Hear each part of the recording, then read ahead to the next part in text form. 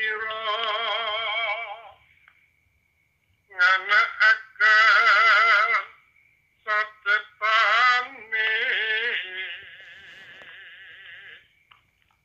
kakang kawapunika kang rumaksa sarira mami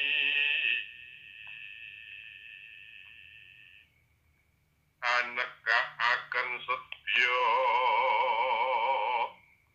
ing kawasanipun